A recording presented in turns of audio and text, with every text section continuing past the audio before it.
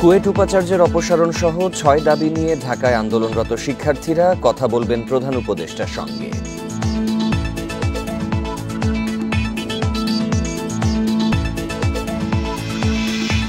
চাঁদাবাজি কিছুটা বন্ধ হলেও বেড়েছে ছিনতাই ডাকাতি, বলছে র্যাব। পুলিশকে দলদাস না হওয়ার আহ্বান স্বরাষ্ট্র উপদেষ্টার।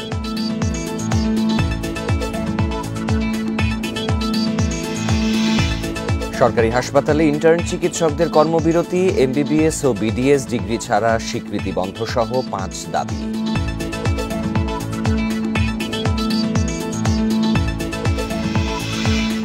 ধর্ষণ, ছিনতাই ও সন্ত্রাসী কর্মকাণ্ডের প্রতিবাদে বিভিন্ন স্থানে শিক্ষার্থীদের বিক্ষোভ সমাবেশ, জানমালের নিরাপত্তা নিশ্চিতের দাবি।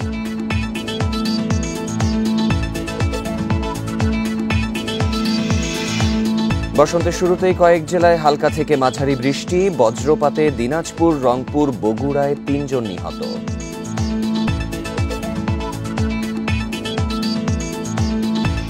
কুয়েট উপাচার্যের অপসারণ সহ ৬ দফা দাবি নিয়ে প্রধান উপদেষ্টার সঙ্গে দেখা করতে ঢাকায় আন্দোলনরত শিক্ষার্থীরা। এ সময় ক্যাম্পাস নিরাপদ না হওয়া পর্যন্ত অনলাইনে কার্যক্রম চালিয়ে যাওয়ার ঘোষণাও দেন তারা। সকাল ৮টার দিকে ক্যাম্পাস থেকে ২টি বাসে করে ৮০ জন শিক্ষার্থী ঢাকার উদ্দেশ্যে রওনা হন। এর আগে সংবাদ সম্মেলনে শিক্ষার্থীরা অভিযোগ করেন, সন্ত্রাসীরা চিহ্নিত, কিন্তু মামলায় অজ্ঞাতদের আসামি করা হয়েছে। প্রতিনিয়ত হুমকি দেয়া হলেও কোনো ব্যবস্থা নেওয়া হচ্ছে না। ক্যাম্পাস তাদের জন্য নিরাপদ নয় উল্লেখ করে আন্দোলনকারীরা বলেন, উপাচার্যের অপসারণ সহ ৬ দফা দাবি নিয়ে প্রধান উপদেষ্টার সঙ্গে কথা বলবেন তারা। এ সময় দাবি আদায় না হওয়া পর্যন্ত ক্যাম্পাসে না ফেরার ঘোষণাও দেন আন্দোলনকারীরা। এদিকে ১৮ ফেব্রুয়ারি ক্যাম্পাসে সংঘর্ষের জেরে অচল কুয়েট। পরিস্থিতি নিয়ন্ত্রণে ২৮ ফেব্রুয়ারি পর্যন্ত ক্লাস পরীক্ষা স্থগিত করেছে বিশ্ববিদ্যালয় কর্তৃপক্ষ। আমরা ক্যাম্পাসের ভিতরে বাইরে কোথাও সেফ নেই, আমাদের কেউ সাহায্য করছে না, আমরা অভিভাবকহীন, আমাদের নিরাপত্তা দেওয়ার কেউ নেই। আমরা সবাই আতঙ্কিত। বাহিরে চিহ্নিত সন্ত্রাসীরা এখন পর্যন্ত সদম্ভে ঘুরে বেড়াচ্ছে, বিভিন্নভাবে আমাদের হুমকি দিয়ে যাচ্ছে। আমরা যতদিন না সেফ ফিল করতেছি এবং প্রশাসন আমাদের সুরক্ষার কোনো ব্যবস্থা নিচ্ছে, ততদিন আমরা এখানে ফিরে আসবো না। খুলনা প্রকৌশল ও প্রযুক্তি বিশ্ববিদ্যালয় কুয়েটে ছাত্র রাজনীতি নিষিদ্ধ, উপাচার্য, সহ উপাচার্যের পদত্যাগ সহ ৬ দফা দাবি নিয়ে অন্তর্বর্তী সরকারের প্রধান উপদেষ্টার সাথে দেখা করতে তার বাসভবন যমুনায় এসেছেন শিক্ষার্থীরা। বিস্তারিত জানাতে যমুনা থেকে যোগ দেবেন সহকর্মী আরাফাতুর রহমান। আরাফাত, কতজন শিক্ষার্থী এই মুহূর্তে সেখানে উপস্থিত রয়েছেন? দাবি দেওয়ার বিষয়ে প্রাথমিকভাবে তাদের কাছ থেকে কোনো তথ্য জানতে পেরেছেন কি? আর বৈঠকটি কখন নাগাদ শুরু হবে? আচ্ছা, এইখানে মূলত এই মুহূর্তে এখানে কোনো শিক্ষার্থী নেই। শিক্ষার্থীরা যমুনা পর্যন্ত আসতেই পারেননি এবং ওনারা কাকরাইল মসজিদে যে মোড়টি রয়েছে সেই মোড় থেকে ফিরে গেছেন। এখন যমুনাতে যা আমরা এখনো কাউকে দেখতে পাচ্ছি না। একটু আগে অর্থাৎ ৪টার আগে ৩:৩০টার পরবর্তী সময় আমাদের কথা বলার সুযোগ হয়েছিল ডিসি রমনা, উপপুলিশ কমিশনার রমনা মাসুদ আলমের সাথে। উনি আমাদের জানিয়েছেন যে শিক্ষার্থীদের ৫ জনের একটি প্রতিনিধি দল ৩:৩০টার পরবর্তী সময় এইখানে প্রধান উপদেষ্টার সাথে দেখা করতে আসছিলেন। আসার সময় ওনারা কাকরাইল মসজিদের ওখানে পুলিশের প্রতিনিধি দল, প্রধান উপদেষ্টার কার্যালয়ের প্রতিনিধি দল, ওনারা ওদের সাথে কথা বলেন এবং মাসুদ আলম জানিয়েছেন যে প্রধান উপদেষ্টার পিএস সহকারী সাব্বির আহমেদের ওই স্মারকলিপিটি রিসিভ করেছেন এবং রিসিভ করার পর শিক্ষার্থীরা ওখান থেকে চলে যান। আর শিক্ষার্থীদের সাথে আমরা ফোনে কথা বলে যতটুকু জেনেছি তাদের মূলত ৬টি দাবি রয়েছে। প্রথম দাবি হচ্ছে যে মূল ঘটনার মারামারির ঘটনা, সেই মারামারির ঘটনায় বিচারের দাবি। তারপর হচ্ছে যারা আহত আছেন তাদের চিকিৎসার দাবি এবং এই যে হামলাটি যারা করেছে তাদের সুনির্দিষ্ট রাজনৈতিক পরিচয় যেন দেওয়া হয় সেই বিষয়ে দাবি ছিলেন। এরপরে হচ্ছে যে যেন কুয়েটে আর কখনো ছাত্র রাজনীতি কেউ করতে না পারে সেই বিষয়ে একটি সুনির্দিষ্ট নির্দেশনা বা ব্যবস্থা নেওয়ার কথা বলেছিলেন এবং শেষ দাবি হিসেবে শিক্ষার্থীরা বলছিলেন যে তাদের যে ভিসি এবং প্রভিসি রয়েছে তার পদত্যাগের দাবি। তো এখনো পর্যন্ত আমরা পুলিশের বা বিভিন্ন সোর্স থেকে যতটুকু জানতে পেরেছি যে শিক্ষার্থীরা এখানে যে স্মারকলিপি সেটি দিয়ে চলে গেছেন। তারা বিশ্ববিদ্যালয়ে হয়তো 2টি বাসে এসেছিলেন ঢাকাতে, এবং তারা হয়তো কিছুক্ষণের পরেই চলে যাবেন বলে পুলিশের পক্ষ থেকে জানানো হয়েছিল, কারণ তারা ক্যাম্পাসে গিয়ে হয়তো এই আন্দোলন কন্টিনিউ করবেন। আপনি জানেন যে কুয়েট ক্যাম্পাস বন্ধ রয়েছে। কুয়েটের অচল অবস্থা সম্পর্কে জানাচ্ছিলেন সহকর্মী আরাফাতুর রহমান। 5 আগস্টের পর রাজনৈতিক ছত্রছায়ায় চাঁদাবাজি বন্ধ হওয়ায় চুরি ছিনতাই সহ আইন শৃঙ্খলার অবনতি হয়েছে বলে জানিয়েছেন র্যাব মহাপরিচালক KKM শহীদুর রহমান। রমজানে অর্থ লেনদেন বাড়ায় অপরাধের ঝুঁকিও বাড়ে, তাই পরিস্থিতি নিয়ন্ত্রণে বিশেষ সতর্কতা নেওয়া হচ্ছে জানান তিনি। গতরাতে ড্যামরার মাতুয়াইলে চেকপোস্ট পরিদর্শনে এসে তিনি বলেন, এসব বন্ধে মাঠে থাকছে তল্লাশি দল। ধর্ষণ, চুরি বা ডাকাতির মতো কোনো ঘটনার খবর পেলে তা দ্রুততার সঙ্গে র্যাবকে জানানোর আহ্বানও তার। 5 আগস্টের আগে যারা চাঁদাবাজিতে জড়িত ছিল তাদের আয়ের পথ বন্ধ থাকায় এখন তারা ডাকাতি, ছিনতাইয়ে জড়াচ্ছে। আইন শৃঙ্খলা পরিস্থিতি স্বাভাবিক রাখতে পুলিশের পাশাপাশি র্যাবও নিরাপত্তা ব্যবস্থা জোরদার করছে বলে জানান KKM শহীদুর রহমান।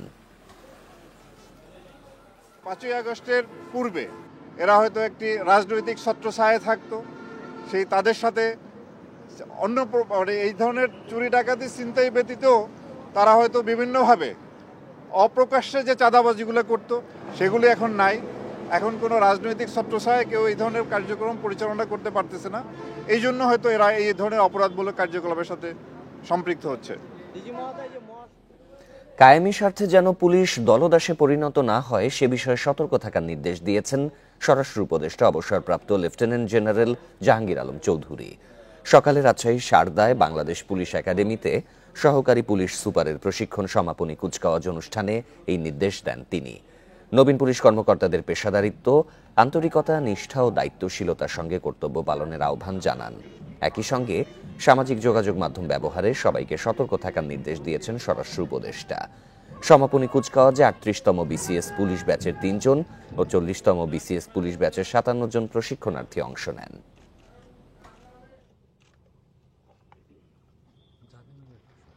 কোনো কায়েমি স্বার্থ যেন আপনাকে তাদের দলদাসে রূপান্তরিত করতে না পারে, সেই জন্য সর্বদা সতর্ক থাকতে হবে।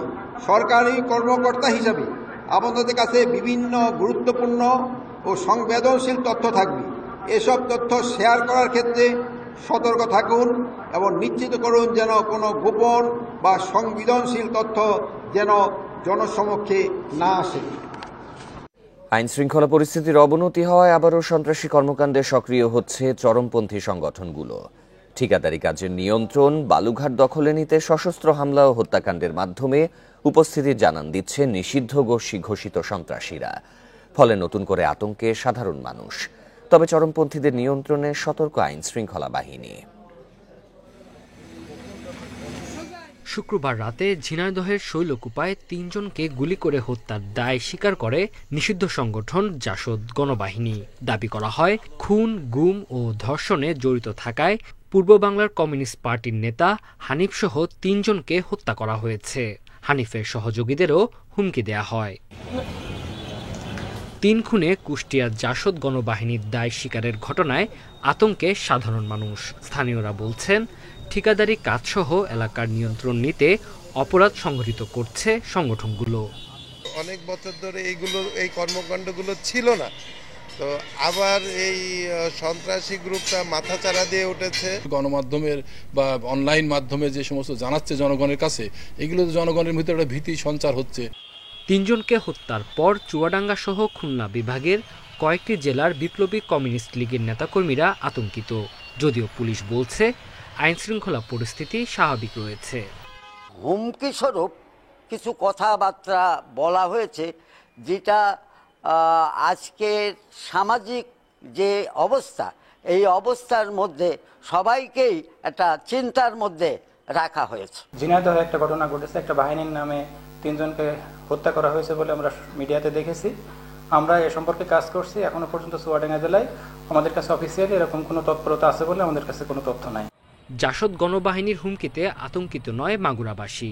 তবে বারবার হত্যাকাণ্ড ঘটলে জনজীবনে প্রভাব পড়তে পারে। চরমপন্থীদের তৎপরতা বন্ধে অভিযান চালানোর আহ্বান তাদের। আমাদের প্রশাসনের কাছে আকুল আবেদন যে আমাদের মাগুরাতে জন্য এরকম অনাকাঙ্ক্ষিত ঘটনা না ঘটে। নিষিদ্ধ চরমপন্থী সংগঠনের উত্থান রোধে যশোরে নাগরিক সমাজের সাথে জরুরি সভা করেছে প্রশাসন। Tanzil Hasnat, Independent News. MBBS ও বিডিএস ডিগ্রি ছাড়া ডাক্তার হিসেবে স্বীকৃতি দেয়া বন্ধ সহ 5 দফা দাবিতে কর্মবিরতি পালন করছেন বিভিন্ন সরকারি হাসপাতালের ইন্টার্ন চিকিৎসকেরা। চট্টগ্রাম মেডিকেল কলেজ হাসপাতালে সকাল 8টা থেকে কর্মবিরতি শুরু করেন ইন্টার্নরা। কর্মসূচির সঙ্গে একাত্মতা জানিয়ে মেডিকেল কলেজের অন্য শিক্ষার্থীরাও ক্লাস পরীক্ষা বর্জন করেছেন। একই দাবিতে কর্মবিরতি চলছে রাজশাহী মেডিকেল কলেজ হাসপাতালেও। আন্দোলনকারীরা বলছেন, দীর্ঘদিন ধরে নিয়মতান্ত্রিক উপায়ে তারা এসব দাবি সরকারের কাছে জানিয়ে এলেও কোনো ব্যবস্থা নেওয়া হয়নি। উচ্চ মাধ্যমিক পাশ করে যে কেউ ডাক্তার পদবি ব্যবহার করে অপচিকিৎসা করছেন বলেও অভিযোগ করেন শিক্ষার্থীরা। এতে মূল চিকিৎসকেরা হেনস্থার শিকার হচ্ছেন দাবি তাদের। 5টা দফা পেশ করি। পুরো বাংলাদেশের সকল চিকিৎসক সমাজের প্রত্যেকটি ডাক্তার মনে করেছিল যে এই 5টি দফা অত্যন্ত যৌক্তিক এবং এটি স্বাস্থ্য খাতকে সামনের দিকে অগ্রসরের জন্য অগ্রণী ভূমিকা পালন করবে। রাজশাহী মেডিকেল কলেজ হাসপাতালে বর্তমানে কর্মরত রয়েছেন 277 জন ইন্টার্ন চিকিৎসক। তো এই বড় সংখ্যক চিকিৎসক যখন রোগীদেরকে সেবা দেওয়া থেকে নিজেদেরকে বঞ্চিত করে রাখছেন, স্বভাবতই সাধারণ রোগীরা ভোগান্তিতে পড়বে। এ নিয়ে আরও জানাতে রাজশাহী থেকে যোগ দিচ্ছেন সহকর্মী আহসান হাবিব অপু। অপু, রাজশাহী মেডিকেলের শিক্ষার্থীরা তো অনেকক্ষণ ধরেই কর্মবিরতি পালন করছেন, তো সমস্যার কোনো সমাধান এই পর্যন্ত হয়েছে কিনা? আন্দোলনকারীরা সর্বশেষ কি তথ্য জানিয়েছেন?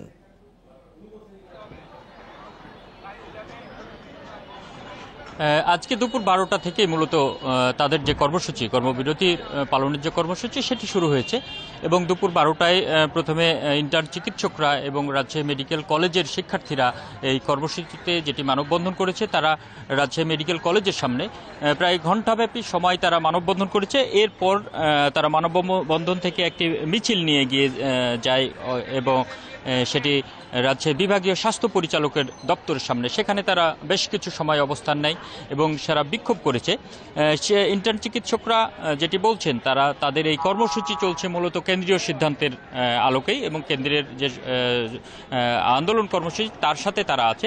ইন্টার্ন চিকিৎসকদের নেতা এখানে এম আবদুল্লাহ, তার সাথে আমার কথা হচ্ছিল কিছুক্ষণ আগে। তিনি যেটি বলছেন যে তাদের আজকের কর্মসূচি বলতে কর্মবিরতি যে কর্মসূচি সেটি তারা চলমান রাখবে, তবে যে বিক্ষোভ কর্মসূচি এবং মানববন্ধন সেটি তারা দুপুরে করেছে। আজকের মতো তাদের আর কোনো কর্মসূচি নেই, তবে তারা যেটি লাগাতার কর্মবিরতির ঘোষণা দিয়েছেন সেটি তারা চালিয়ে যাবে। আর এই কর্মসূচির কারণে প্রভাব পড়ছে যেটি, যে রাজশাহী মেডিকেল কলেজ হাসপাতাল মূলত রাজশাহী, শুধু রাজশাহী বিভাগ না, দক্ষিণাঞ্চলের বিভিন্ন জেলা থেকেও রোগীরা এখানে আসছেন।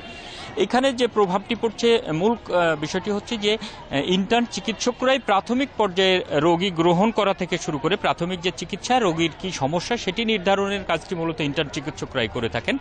এখানে রাজশাহী মেডিকেল কলেজের জরুরি বিভাগের কর্মকর্তা এবং এখানকার মুখপাত্র যিনি ডাক্তার শঙ্কর কে চৌধুরী, তার সাথে কথা হচ্ছিল। তিনি বলছেন যে এখানে প্রায় 350 ইন্টার্ন চিকিৎসক মূলত কর্মরত থাকেন এবং এখানে সবসময় রোগীর সংখ্যা প্রায় 2500 থাকে। আর প্রতিদিনই রোগী ভর্তি হয়, নতুন রোগী আসে প্রায় 1000। এই 1000 রোগীর যে গ্রহণ করা এবং তাদের চিকিৎসার প্রাথমিক পর্যায়ে কি অসুস্থতা নিয়ে এসেছে এবং কোন ওয়ার্ডে গিয়ে কোন চিকিৎসা, কিভাবে চিকিৎসা শুরু হবে, এই কাজটি মূলত নির্ধারণ করে থাকেন ইন্টার্ন চিকিৎসকরা। আর এই 12টার সময় থেকে যে ইন্টার্ন চিকিৎসকরা না থাকার কারণে এই সমস্যাটি মূলত শুরু হয়েছে এবং এইটি যত সময় যাচ্ছে তত সংকটটি প্রকট হচ্ছে। তবে হাসপাতাল কর্তৃপক্ষের পক্ষ থেকে জানানো হয়েছে যে ইন্টার্নরা হাসপাতালে না থাকলেও জরুরি চিকিৎসা সেবা যাতে ব্যাহত না হয়, জরুরি অস্ত্রোপচার যাতে ব্যাহত না হয়, সেজন্য তারা সচেষ্ট আছেন এবং মিড লেভেলের চিকিৎসক এবং অধ্যাপক যারা আছেন তারা চিকিৎসা সেবা দিয়ে রোগীরা সমস্যা দ্রুত সমাধান হোক, এটাই সকলের প্রত্যাশা। ইন্টার্ন চিকিৎসকদের কর্মবিরতির বিষয়ে রাজশাহী থেকে জানাচ্ছিলেন সহকর্মী আহসান হাবিব অপু। সমগ্র বাংলাদেশে নিচ্ছি বিরতি, ফিরব আরো খবর নিয়ে।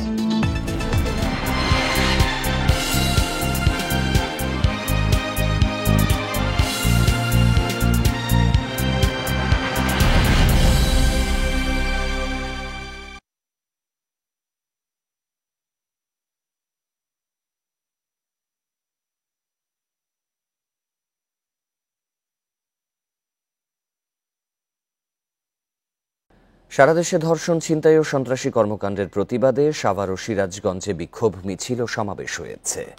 দুপুরে জাহাঙ্গীরনগর বিশ্ববিদ্যালয়ের কেন্দ্রীয় শহীদ মিনারের সামনে থেকে বিক্ষোভ মিছিল বের করে শিক্ষার্থীরা। পরে শহীদ মিনার প্রাঙ্গণে এসে অনুষ্ঠিত হয় সংক্ষিপ্ত সমাবেশ। এ সময় বক্তারা দেশে প্রতিনিয়ত ধর্ষণ, ছিনতাই ও সন্ত্রাসী কর্মকাণ্ড চলছে অভিযোগ করে দ্রুত জড়িতদের আইনের আওতায় আনার দাবি জানান। সিরাজগঞ্জে জেলা প্রশাসকের কার্যালয় প্রাঙ্গণে মানববন্ধন করেন বিভিন্ন প্রতিষ্ঠানের মাধ্যমিক, উচ্চ মাধ্যমিক শ্রেণীর শিক্ষার্থীরা। পরে জেলা প্রশাসকের কাছে দেয়া হয় স্মারকলিপি। এ সময় জানমালের নিরাপত্তা নিশ্চিতে সরকারের কঠোর হস্তক্ষেপ কামনা করেন তারা।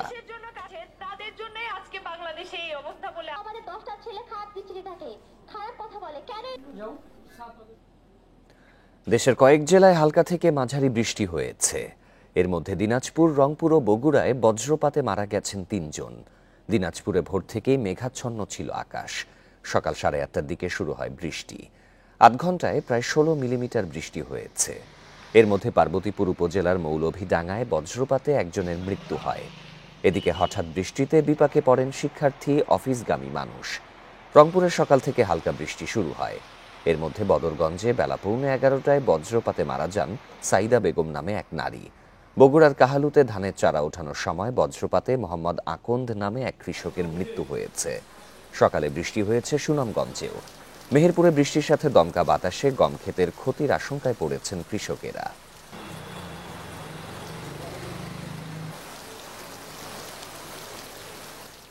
গাজীপুরের শ্রীপুরে দেশীয় অস্ত্র নিয়ে প্রকাশ্যে মিছিল করার ঘটনায় উপজেলা যুবদলের সদস্য জাহাঙ্গীর আলম পিন্টুকে দল থেকে বহিষ্কার করা হয়েছে।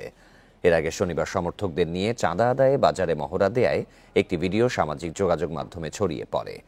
শনিবার সন্ধ্যায় যুবদলের কেন্দ্রীয় নির্বাহী কমিটির সহ দফতর সম্পাদক মিনহাজুল ইসলাম ভূঁইয়া স্বাক্ষরিত সংবাদ বিজ্ঞপ্তিতে বলা হয়, বহিষ্কৃত জাহাঙ্গীর আলমের কোনো ধরনের অপকর্মের দায় নেবে না দল।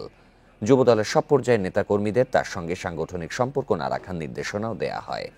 এর আগে শনিবার বিকেলে জাহাঙ্গীর আলমের নেতৃত্বে রামদাসহ বিভিন্ন দেশীয় অস্ত্র নিয়ে এমসি বাজারে একটি মিছিল হয়। পরে সমাবেশ করে বাজার থেকে খাজনা আদায়ের ঘোষণা দেয় জাহাঙ্গীর।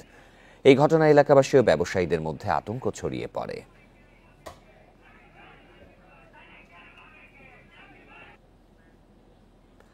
গাজীপুরে শ্রমিক ছাঁটাইয়ের অভিযোগে ঢাকা ময়মনসিংহ মহাসড়ক অবরোধ করে বিক্ষোভ করেছে দ্যাটস ইট পোশাক কারখানা শ্রমিকরা। সকালে মালেকের বাড়ি এলাকায় এই কর্মসূচি পালন করেন শ্রমিকরা। পুলিশ জানিয়েছে, গাজীপুরের মালেকের বাড়ি এলাকায় হামিম গ্রুপের দ্যাটস ইট কারখানায় ৭৬ জন শ্রমিককে ছাঁটাইয়ের ঘটনায় বিক্ষুব্ধ হয়ে ওঠে শ্রমিকরা। এক পর্যায়ে সকাল 10:30টায় বিক্ষুব্ধ শ্রমিকেরা ঢাকা ময়মনসিংহ মহাসড়কে অবস্থান নিয়ে অবরোধ শুরু করে।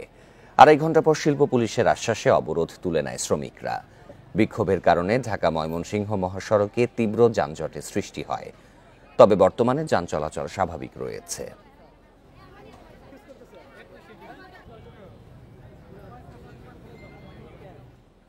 শেরপুর পৌর শহরে একটি মাইক্রোবাস নিয়ন্ত্রণ হারিয়ে পথচারী সহ কয়েকটি যানবাহনে ধাক্কা দেয়। এতে এক পথচারী ও এক অটোরিকশা আরোহী নিহত হয়েছেন। রাতে অষ্টমীতলা বাসস্ট্যান্ড এলাকায় এই দুর্ঘটনা ঘটে। নিহত রনি মিয়া ও গৌরব শেরপুর শহরের বাসিন্দা।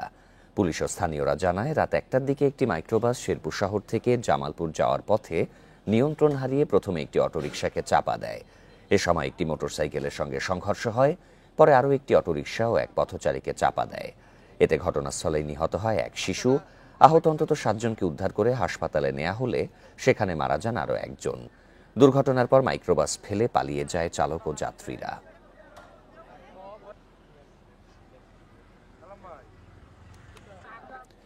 মানিকগঞ্জ মেডিকেল কলেজ ও হাসপাতালে ওষুধ সহ প্রয়োজনীয় সরঞ্জামের তীব্র সংকটে ব্যাহত হচ্ছে চিকিৎসা সেবা।